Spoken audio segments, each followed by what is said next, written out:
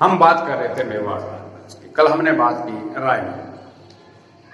1509 में रायमल की मृत्यु हो गई। लेकिन रायमल के, जैसे कि हमने बात की, रायमल का एक भाई था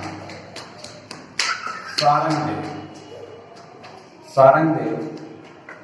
और जो रायमल के बाद गद्दी पर बैठना चाहता था, लेकिन रायमल के जो पुत्र थे, जिनके हमने बात की, रायमल का एक पुत्र, सबसे बड़ा पुत्र, जिसका नाम था पृथ्वीराज। इसके सबसे बड़े पुत्र का नाम था पृथ्वीराज सिसोदिया। इसके दूसरे पुत्र का नाम था राय सिंह। एक पुत्र का नाम था सूरजमल और एक पुत्र का नाम था संग्राम। ये सबसे छोटा था। पृथ्वीराज इनमें सबसे बड़ा, 6.5 फुट लंबा, 1.5 क्विंटल का, हल्का फुल्का, बहुत ही ताकतवर इंसान था और मारते हुए डरता ही नहीं था। जो मेवाड़ की गद्दी का नेक्स्ट शासक था। जब रायमल जिंदा था, इस आदमी को एक बहुत बड़ी प्रॉब्लम थी। ये हस्तरेखा, जन्म कुंडली, जंत्री मंत्री, इन सब पे बड़ा विश्वास करता था। जहां भी जाता उससे पूछा, अरे मेवाड़ का अगला शासक कौन? उसने कह दिया कि महाराज वो, तो मारा गया। इसने कहा महाराज आप ही हैं, आप वैसे भी सबसे बड़े पुत्र हैं, आप ही अधिकारी हैं। तो एक्चुअली क्या हुआ कि मेवाड़ में कुंभलगढ़ के पास एक स्थान है, जिस स्थान का नाम है भीमलत गांव। भीमलत गांव। इस गांव में एक पुजारन रहती थी और कहते हैं कि वो जो बात कह देती थी बड़ी स्टिक बैठती थी। और जो इसका चाचा था सारंगदेव, ये शासक बनना चाहता था, मगर इनके होते हुए बन नहीं सकता था। इसलिए इसको लगता था कि क्यों न सबसे छोटे को शासक बनाया जाए, जो सबसे दुबला पतला कमजोर आदमी था मेरी तरह। और जब ये शासक बन जाएगा तो इसको तो मार के मैं शासक बन ही जाऊंगा। तो चाचा सारंगदेव संग्राम सिंह को लेके भीमलत गांव गया, उस पुजारी के पास। वो कोई पूजा वगैरह कर रही थी। उधर से पृथ्वीराज आ गया। पृथ्वीराज ने आते ही कहा कि अरे वो सांगा, शासक बनने आए? कि नहीं भाई साहब, मैं तो वैसे ही आया हूं आपसे पहले। चेयर लेके आ गए। चेयर लेके रखा, पृथ्वीराज जी को बिठाया पास में, नीचे एक दरी सी चटाई सी बिछा के उस पर संग्राम सिंह बैठ गया। तो पुजारी ने पूजा करके बाहर निकली, अपने जो मंदिर सा बना रखा था उससे बाहर निकली तो देखा कि सांगा नीचे बैठा था। उसने देखते कहा, अरे ये क्या, मेवाड़ के महाराणा नीचे बैठे हैं? ये बात सुनते ही सांगा ने कहा मरवा दिया। इसने कहा ये नहीं छोड़ेगा। ये बात सुनते ही पृथ्वीराज ने कहा, सांगा आज तेरे को मैं बनाता हूं शासक, रुक जा। ऐसे करके उसने से तलवार की हुल निकाली। तो तलवार के पीछे का जो हिस्सा होता है ना, वो सांगा की आंख में लगा, संग्राम सिंह की, और आंख फूट गई। ये वहां से भागा और भाग के ये सबसे पहले पहुंचा था सोडाला। सैंतरी गांव पहुंचा। सैंतरी गांव में सोडा राजा के पास पहुंचा। इसने कहा भैया ये बात होगी, भाई मेरे को मारेगा पीछे है। सोडा राजा ने कहा ये लो, कुछ रुपए ले लो, प्लीज यहां से जाओ, नहीं तो वो मुझे भी मारेगा। यहां से निकाल दिया। इसके बाद सांगा यहां से फिर गया अजमेर के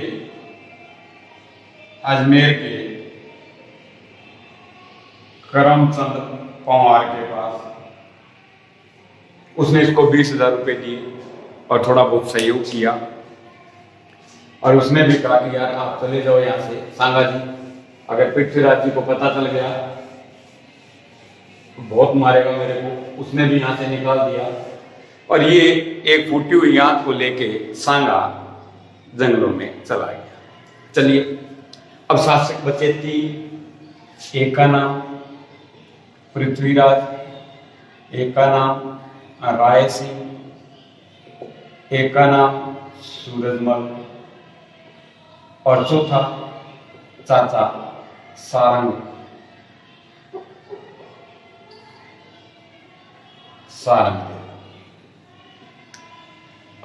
पृथ्वीराज को पता चला कि शासक बनाने के चक्कर में संग्राम सिंह को चाचा सारंग देव जी लेके गए थे।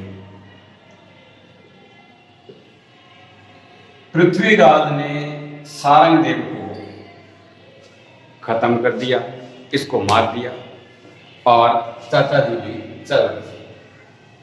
चलिए अब बचे 3। टोडा का जो शासक था, टोडा के शासक थे, उसके भाइयों ने उसका राज छीन लिया। वो अपनी बेटी तारा देवी को लेकर और पृथ्वीराज के पास आया, इन तीनों भाइयों के पास आया। उस वक्त ये चारों ही थे, संग्राम सिंह भी था। तो उसने कहा सर मेरे को मेरा राज दिला दो मेरे भाइयों से, मैं अपनी बेटी की शादी आपके साथ कर दूंगा, जो राज दिलाएगा उसके साथ कर दूंगा। पृथ्वीराज ने कहा कि सुबह चलेंगे, आपको राज दिलाएंगे, चिंता मत करो, अभी आप चल के ऊपर सो गेस्ट रूम में चलो। ये वहां गया, वो बेचारा टेंशन के अंदर ऊपर घूम रहा था अपनी बेटी के साथ कि यहाँ तो गया, पता नहीं होगा कि नहीं होगा, क्या चक्कर है, भाइयों ने भी राज छीन लिया। वो इस उधेड़ बुन में खिड़की के पास बैठा सोच रहा था। राय सिंह ने सोचा कि सुबह पृथ्वीराज जी तो राज दिला ही देंगे, बड़े भाई साहब, क्यों ना मैं रात को ही जाके शादी कर लूं और सुबह जाके राज दिला दूंगा तारा देवी से। वो रात को खिड़की में से चढ़ने लगा तो उसको लगा कि भाई पीछे ही आए टोडा राजा, और वो खिड़की के पास यूं तलवार लेके खड़ा हो गया। उसका जैसे ही एंटर होना हुआ, उसने देखा नहीं, उसने तलवार की मारी, राय अंदर आ गया, सिंह वापस बाहर आ गया। और टोडा राजा ने देखा, उसने कहा ये क्या गड़बड़ हो गई, ये तो छोटा भाई चलता रहा। वो रात को जाके पृथ्वीराज के पास गया कि भाई साहब ऐसे ऐसी महाराज बात हो गई, मैंने सोचा मेरे छोटे भाई आ गए, ये तो आपके भाई साहब थे, मैं तो गर्दन काट बैठा, मेरे से तो बहुत बड़ी गलती हो गई। पृथ्वीराज ने कहा अच्छा किया, आराम को, अपनी भाभी से शादी करना चाहता था, पहले ही भाभी फाइनल होगी, लेकिन राय सिंह जी का काम हो गया। सूरजमल को पता लगा कि यहां बात बनेगी नहीं जब तक पृथ्वीराज है, ये वैसे ही थप्पड़ों लातों से मार मार के, मुक्कों से मार मार के मार लेगा। ये चला गया कांठल प्रदेश, कांठल प्रदेश में चला गया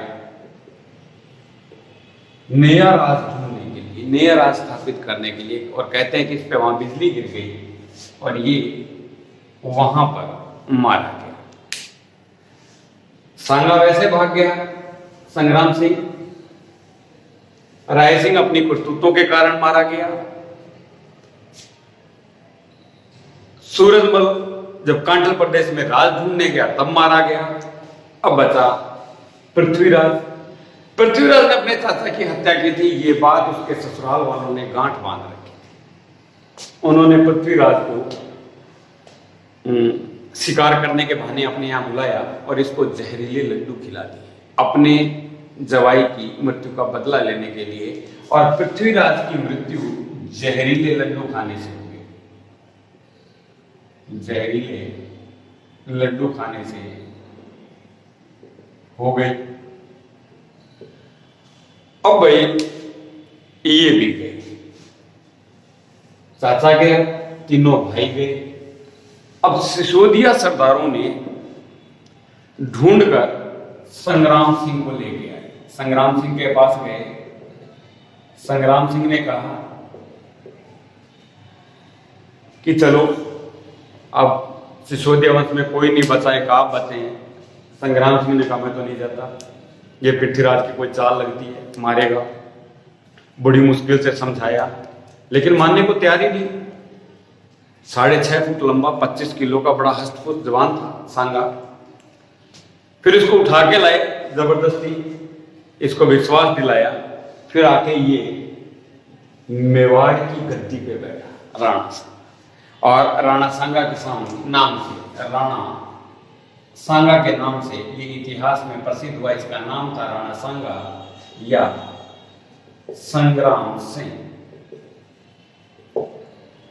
ये 1509 ईस्वी में गद्दी पे बैठा और 1528 ईस्वी तक ये मेवाड़ के राज सिंहासन पे बैठा। इतने थपेड़े खाकर ये गद्दी पे बैठा था कि इसके दिल से डर ही निकल गया। इतिहास में एक ऐसा योद्धा है जिसमें कहते हैं कि इसके एक हिस्से में इतने घाव थे कि कुछ इतिहासकार इसको घावों का भग्नावशेष कहते हैं। एक ऐसा अवशेष घावों का भरा हुआ। इसके बॉडी के अंदर कोई ऐसा ही सिस्टम था कि इस पे कोई असर नहीं होता था जहर का, जहरीले तीरों का। जब ये गद्दी पे बैठा, गद्दी पे बैठते उस वक्त दिल्ली के अंदर सिकंदर लोदी शासक था। वो उत्तरी भारत की तरफ अपना बढ़ा रहा था, लेकिन 1517 के अंदर दिल्ली की गद्दी पे शासक बनकर बैठा इब्राहिम लोदी।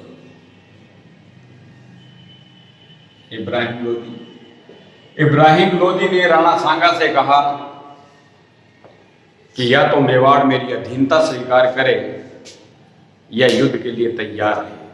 तो आपको युद्ध के लिए चुनौती है, बोलिए क्या चाहिए? सांगा ने कहा युद्ध। चुनौती स्वीकार करते हैं और कुछ स्वीकार नहीं करते। और कहते हैं 1517 के अंदर इब्राहिम लोदी 1517 में और राणा सांगा के बीच खातौली के मैदान में, खातौली के मैदान में युद्ध। खातौली का मैदान वर्तमान में बूंदी जिले। इतनी बुरी तरीके से हराया इब्राहिम लोदी को, ये हाथ नहीं आया, नहीं तो शायद दिल्ली का इतिहास पहले ही बदल जाता। और इसको हराने के बाद राणा सांगा ने हिंदू पदशाही की उपाधि धारण की। इब्राहिम लोदी इस हार से बहुत रुष्ट हुआ और 2 साल तक वेट करने के बाद एक बार फिर अपनी हार का बदला लेने के लिए इसने दोबारा फिर राणा सांगा को बाड़ी के मैदान दोबारा ललकारा। और ये बाड़ी का मैदान कहाँ है? वर्तमान में धौलपुर जिले में। सांगा ने कहा आ जाओ, तैयार है। और एक बार फिर बहुत बुरी तरीके से रहा। इसी समय इब्राहिम लोदी इसी समय गुजरात के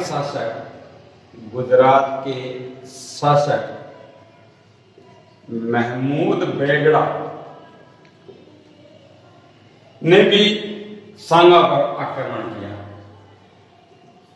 सांगा ने उसको भी बहुत मारा, बुरी तरीके से पराजित किया और महमूद बेगड़ा भी भाग गया। दोनों के अटैक का फायदा उठाने के लिए इनके ऊपर एक बार फिर एक साथ ही ये काम हुए। पहले इब्राहिम लोदी के साथ साथ गुजरात के महमूद बेगड़ा ने, और उसके बाद मालवा के सूबेदार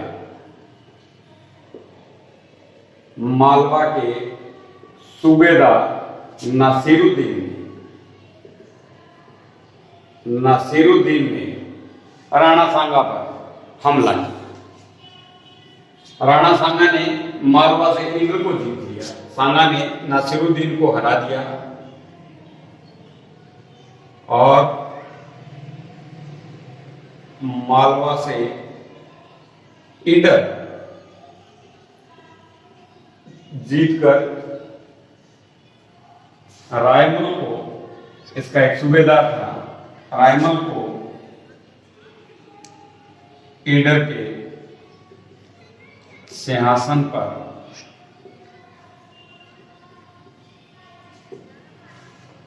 बैठा दिया।